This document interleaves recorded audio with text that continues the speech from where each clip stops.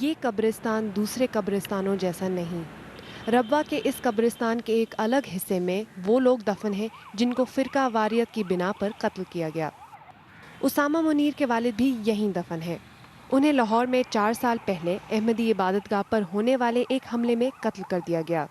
والد کی ہلاکت کے بعد اسامہ نے ربوہ منتقل ہونے کا فیصلہ کیا کیونکہ اکثر احمدی اس شہر کو محفوظ سمجھتے ہیں۔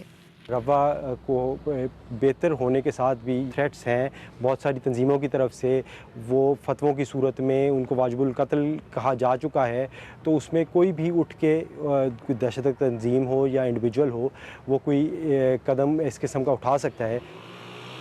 ربوہ میں اسی سال ایک احمدی ڈاکٹر کو قبرستان کے باہر قتل کر دیا گیا۔ اس کے بعد شہر میں سیکیورٹی سخت کر دی گئی، خاص کر کے اس ہسپتال کے باہر جہاں ڈاکٹر مہدی علی امریکہ سے رضاکارانہ طور پر کام کرنے آئے تھے۔ مبصرین کا کہنا ہے کہ پاکستان میں نسلی اور مذہبی بنیادوں پر تفرقہ بڑھتا جا رہا ہے۔ احمدی کمیونٹی کے ایک سربراہ کا کہنا ہے کہ احمدیوں کے خلاف تشدد کی سرکاری طور پر ترغیب تو نہیں دی جاتی، لیکن احمدیوں کے خلاف امتیازی قوانین کی بنیاد پر پہلے سے ڈر اور تقسیم کا شکار معاشرہ مزید تقسیم ہو رہا ہے۔ آرڈیننس 20 کے ماتحت کسی وقت بھی کوئی بھی کیس بنا جا سکتا ہے۔ مثلاً 295C کے جھوٹے کیس بنا دیے جاتے ہیں، اس کی سزا ہے ڈیتھ۔ میرا پوتا ہے وہ کینیڈا میں ہوتا ہے، 2-3 سال پہلے میں گیا، اس کی عمر 18 سال ہے شاید اس وقت تھی، تو اس کو میں نے کہا کہ ہمارے ساتھ پاکستان چلو، وہ کہنے لگا کہ وہاں جائیں تو گولی مار دیتے۔ لیکن پاکستان علماء کونسل کے سربراہ کا کہنا ہے کہ احمدیوں کے خلاف قوانین امتیازی نہیں۔